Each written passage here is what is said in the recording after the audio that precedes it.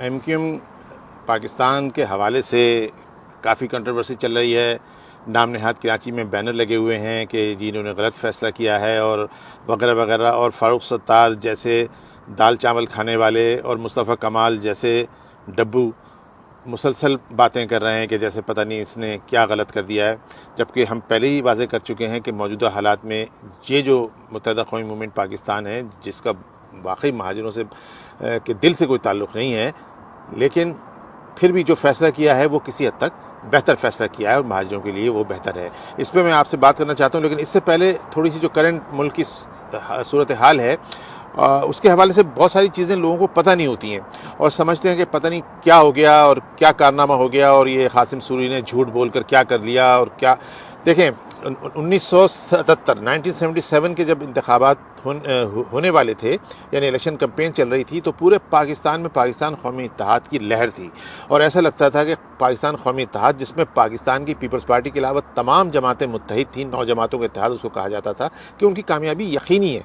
और इतना ज़बरदस्त इलेक्शन कैंपेन चल रही थी, उसमें जो पीपल्स पार्टी के चेयरमैन जुल्फ़िकार अली भुट्टो साहब थे, वो बड़े कॉन्फिडेंट थे और वो कहते थे नहीं हम तो 2 तिहाई अक्सरियत लेंगे और हम इंशाअल्लाह ताला कामयाबी हासिल करेंगे वगैरह वगैरह। तो वो होता ही है कि कॉन्फिडेंस का एक मुकाबला होता है, तो आम तौर पे लोग उसको इतना सीरियस लेते नहीं है कि ठीक है कॉन्फिडेंस है, हर सियासी पार्टी को आखिरी वक्त तक कॉन्फिडेंस शो करना होता है कि हम जीतेंगे, अब वो जीतें या ना जीतें।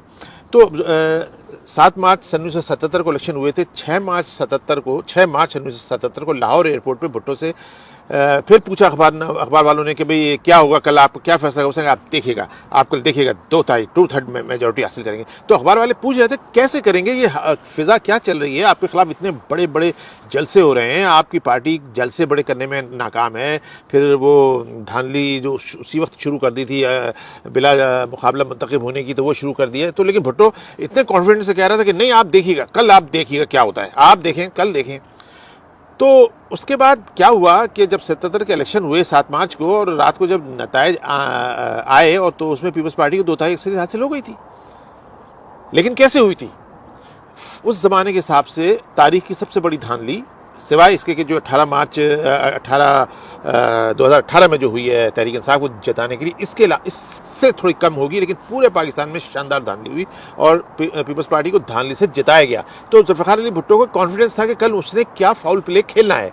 फाउल प्ले सिंपल ये था कि उस ज़माने में इतना मीडिया वगैरह था नहीं, इलेक्शन के नतायज जो थे वो आपके पास आ जाते थे, जो पोलिंग एजेंट होते थे तो और आम लोग होते थे, वो उस पर जश्न मना लिया करते थे कि भाई सारे कंपाइल कर लिए और आपने देख लिया कि आप जीत गए। अखबार या रेडियो टीवी पे नतीजा आया या ना आया वो बात की बात है। तो इसी तरह 77 के इलेक्शन में हुआ कि जैसे मिसाल के तौर पे मखदूमज़ादा हसन महमूद खड़े हुए थे, ज़िला रहीम यारखा में तहसील सादकाबाद की एक बड़ी कौमी असम्बली की सीट थी। वहाँ से उन्होंने जब रात गए तक नताइज कंपाइल किए 7 मार्च की 1977 की रात को, तो वो जीत रहे थे। उन्होंने वहाँ ज़बरदस्त तरीके से हलवा वगैरह पकाया, क्योंकि वो इस्लामी जमात में शामिल थी, और हलवा वगैरह पका के जनाब खूब जश्न शुरू किया। और सुबह जब नतीजा टीवी पर आया तो उसके अंदर पता चला वो हार गए। अब वो कैसे हार गए, वो बेचारे खुद हैरान हो रहे हम कैसे हार गए। तो इतनी बड़ी फाश धांधली भुट्टो ने की थी, जिसको आप इसी से मिला सकते हैं जो इमरान खान की हवारी और ये इमरान खान ने जो प्लान करके की। इसीलिए वो आखिरी वक्त तक कहता था मैं तो कॉन्फिडेंट हूँ। उसके जो 130-32 रुकन बचे थे, जब उनके साथ इमरान ने इजलास किया एक रात पहले, तो उनके मुंह उतरे हुए थे। तो इमरान ने कहा आप मुंह क्यों उतरे हुए हैं? क्यों? इमरान को पता था उसने सुबह एक बहुत बड़ी चोरी करनी है और वो सुबह वो चोरी हुई। तो यही कुछ भुट्टो ने किया था कि उसको भी पता था कि हमने धांधली करके 2/3 मेजोरिटी लेनी है, उसने ले ली।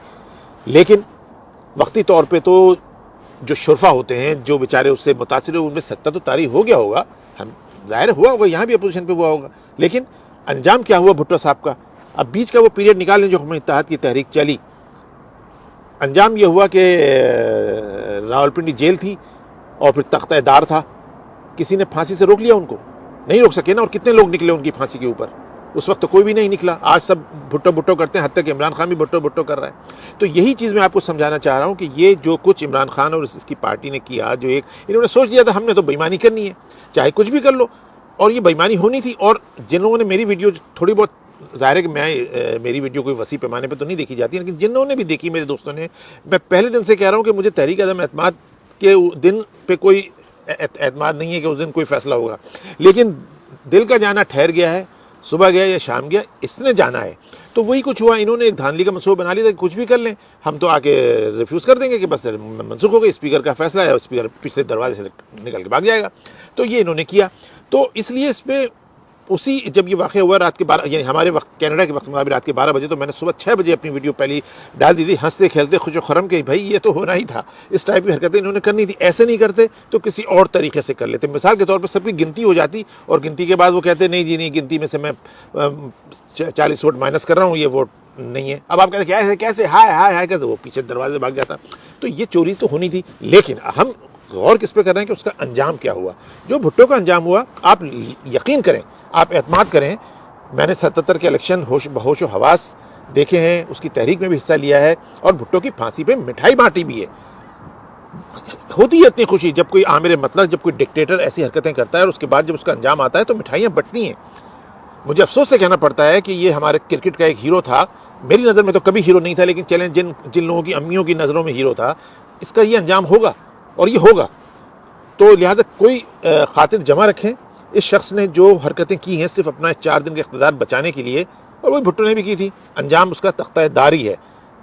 जलावतनी भी हो सकता है और भी कुछ बेइज्जती घटियापन की कोई भी हरकत इनके साथ हो सकती है, लेकिन बहरहाल तो ये मैं थोड़ा सा समझाने के लिए कह रहा था कि किस तरह ये कॉन्फिडेंस शो करते हैं, तो इनके कॉन्फिडेंस पे आप ना जाएं। हक़ाइक़ अपनी जगह रहते हैं, जैसा कि वो राना सनाउल्लाह ने कहा था, हालांकि मुझे आज तक याद है, मैं अपने दोस्तों को कहता हूँ अभी इसी दौरान, कि आइन अपना रास्ता खुद बनाता है और आइन इतनी अहम दस्तावेज़ात है इस पाकिस्तान को मुत्तहिद रखने में। देखिए, मुत्तहिद रखने में आइन ही पाकिस्तान के 4 सूबों को मुत्तहिद करता है। अगर आइन के ऊपर अमल ना हो और इस इतनी अहम बातों पे आइन को आसानी से तोड़ के फेंक दिया जाए, तो कोई सूबा आपके साथ क्यों रहे, कोई आइन के मुताबिक क्यों रहे? क्यों आपको कराची अपना 70% रेवेन्यू उठा के सेंटर की गोद में दे देता है कि ये लीजिए? वो इसलिए देता है ना कि ये मेरा मुल्क है, ये मेरा वतन है, इससे मेरा ताल्लुक़ है, ये मेरा फ़र्ज़ है। तो अगर आप आइन को इस तरह तोड़ते रहेंगे, वो भी स्पीकरों के हाथों, तो अंजाम आइन अपना रास्ता लेगा और वो रास्ता फांसी के फंदे पे पहुंचाता है।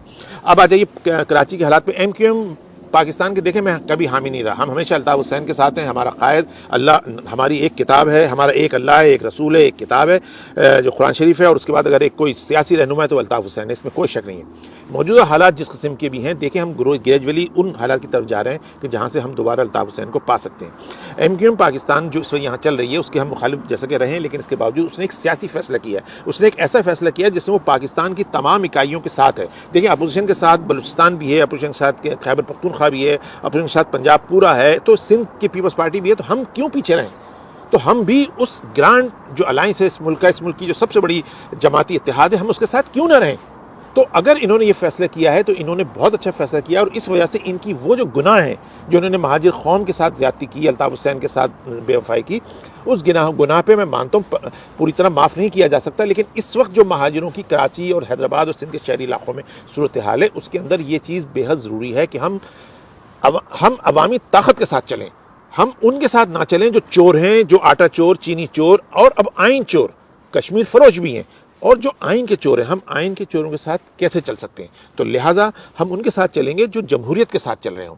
देखें, जमहूरियत के अंदर कुर्बानियाँ भी होती हैं, जद्दोजहद भी होती हैं और बेईमानियाँ भी होती हैं, हकूक़ नहीं दिए जाते, आपके साथ मायदे होते हैं, मायदे पूरे नहीं होते। लेकिन देखें, जिस किस्म की सिचुएशन है, इसमें हमें उनके साथ चलना है जिन्होंने साइन तो किए हैं, जिन्होंने 4 पार्टियों ने मिलकर हमें ज़मानतें तो दी है ना। तो जो भी कुछ आगे चल के होता है, देखिए, मैं इस बात पे बहुत बात कर चुका हूँ पहले भी, ये कोटा सिस्टम वगैरह कि क्यों हमारे लिए ज़रूरी है, क्यों ज़रूरी नहीं है, मैं इस पर अभी नहीं जा रहा। मैं सिर्फ 2 बातें करना चाह रहा हूँ कि एक तो ये कि इस बात पर कॉन्फिडेंस रखें कि इमरान खान और उसके हवारियों ने जो आइन तोड़ा है, जो आइन के साथ खिलवाड़ किया है, इसके बाद ये बच सकेंगे नामुमकिन। और दूसरी बात यह कि इस वक्त हमें पूरे कराची को मिल के MQM के साथ चलना पड़ेगा, और अगले इलेक्शन अगर होते हैं, जब भी होते हैं, अगर इमरान खान के फार्मूले के मुताबिक भी होते हैं या जनरल इलेक्शन हुकूमत चेंज होकर भी होते हैं, हमें अगर अल्ताफ़ हुसैन को बहाल नहीं किया जाता तो महाजिर वोट को अब एक साथ पढ़ना पड़ेगा और महाजिरों को एक साथ उसको वोट देना पड़ेगा जो अल्ताफ़ हुसैन का नाम ले ना ले, लेकिन अल्ताफ़ हुसैन का परचम थामे हुए हों, अल्ताफ़ हुसैन का इंतखाबी निशान थामे हुए हों और उसके साथ चल रहे हों। उसके बाद हम रास्ता निकालेंगे। और दूसरी एक और अहम बात मैं बताना चाहता हूँ कि देखें, ये जो हकीकी ग्रुप और मुस्तफ़ा कमाल ग्रुप है, ये लोग जिन लोगों के एजेंट हैं वो एजेंट वो हैं जो इमरान खान के एजेंट हैं। तो लिहाजा हमें इनसे उतना ही दूर रहना चाहिए जितना हमें इमरान खान से दूर रहना चाहिए। और कराची के पढ़े लिखे अवाम किसी लहर में ना बहें। इमरान खान कभी भी हमारा नहीं रहा है। मैंने पहले कई दफ़ा बताया कि महाजिरों से यानी महाजिर होने की वजह से अगर कोई शख्स इस मुल्क में सियासी लीडर नफरत करता है तो वो सिर्फ इमरान खान है। इमरान खान से निजात में ही महाजिरों का फ़ायदा है और आहिस्ता आहिस्ता हम अपने गोल की तरफ जा सकते हैं। जो गलतियां हमारी सियासी क़यादतों ने पहले की हैं, जिसमें अल्ताफ़ हुसैन भी शामिल हैं, उस गलती को आहिस्ता आहिस्ता रिमूव किया जा सकता है और हम कामयाबी की तरफ बढ़ सकते हैं।